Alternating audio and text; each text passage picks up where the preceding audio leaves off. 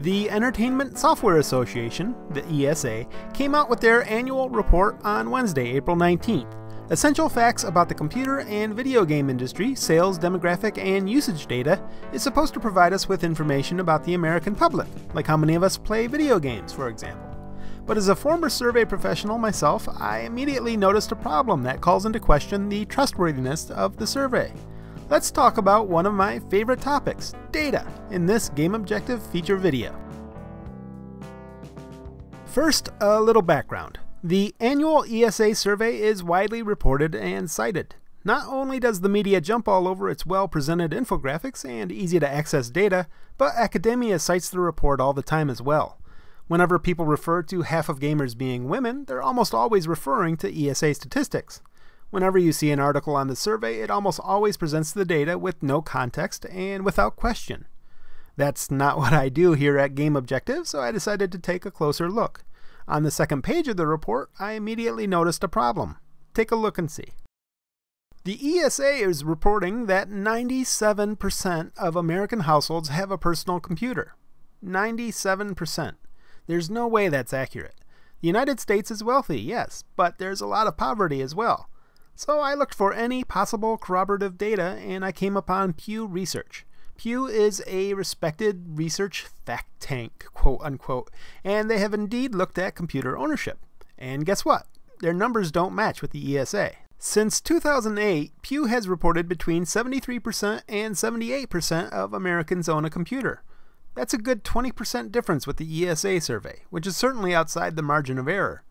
That leaves us with three possibilities here. The ESA survey is wrong, the Pugh survey is wrong, or both are wrong. The next step into looking at what's going on here is to look at the methodology, how the survey was conducted. If you know how a survey is conducted, then you can repeat the process and look at changes over time. That's why you see the Pugh survey having a small range difference over time. And that's what you would expect with computer ownership, since it's largely a stable product in a stable market. So here we have the Pugh methodology, and we have 5 or 6 paragraphs talking about how it's a phone survey done with both cell phones and landlines from a national sample, and they talk about how it's weighted, and that this is how it should be done. Then we have the ESA survey. The only methodology that they will go on the record with is what they presented in their press release. Essential Facts About the Computer and Video Game Industry is the most in-depth and targeted annual survey of its kind. Ipsos Media CT conducted the research for ESA and surveyed more than 4,000 American households. That doesn't help at all. I also talked to Pugh Research and other industry insiders, but unfortunately it's very difficult to get someone to go on the record to criticize someone else's survey. So, where does that leave us? Well, we have Pugh telling us around 3/4 of Americans have a personal computer, and they're telling us exactly how they came to that number. Then we have the ESA telling us very nearly every single household in the United States has a personal computer, and they won't tell us how they arrived at that figure. To put it plainly, I don't trust the ESA numbers. If 97% of their respondents own a personal computer, then their sample is biased in favor of people who are more technologically inclined. If that's the case, then it's likely that these people are more likely to be gamers, which means that the ESA estimate of the number of gamers may be too high. This calls into question whether or not this survey accurately represents Americans. People of lower socioeconomic status are less likely to own a computer. Are they fairly represented in this survey? Do they account for older females being more likely to opt into a survey and younger males being less likely? We don't know because they won't provide their methodology. And that's the problem with a lack of transparency. If you can't trust one number in the survey, how do you trust the rest of the numbers?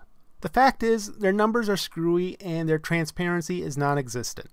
I have to question whether the ESA survey is actually helping the game industry, or if it's just passing along biased information. Now, there are a couple more problems with the survey I need to address because I know my audience has talked about at least one of them. First, you'll notice in their infographic that they list virtual reality devices at 11% market share. That is, of course, somewhat misleading. The vast majority of those devices are cell phones. And I noticed that PC Gamer actually picked up on that and questioned the ESA report. Well done, PC Gamer. Good job. The second issue is the always fun talk of gender politics. In the ESA report, they use their gender statistics in an unusual way. They say, quote, "Women age 18 and older represent a significantly greater portion of the game-playing population than boys under age 18. It looks like they're trying to contradict the notion that games are for young boys, but this is an oddly presented statistic. I mean, if you think about it, is it really worth mentioning that there are more women between the ages of 18 and 118 playing games than boys aged 0 to 18 playing games? Those are certainly two problems with the survey, but the thing is, if the survey is not representative and the sample has bias issues, then all of that data is called into question anyway.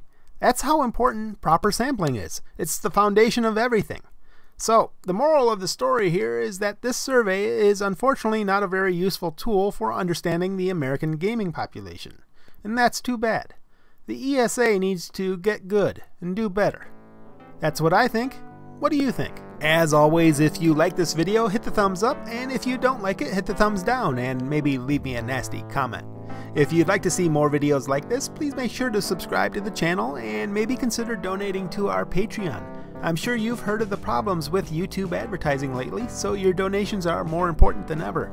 You can find links to support Game Objective, as well as links to all the sources I used in the video in the description below. I'm Brad Glasgow. Thanks for watching.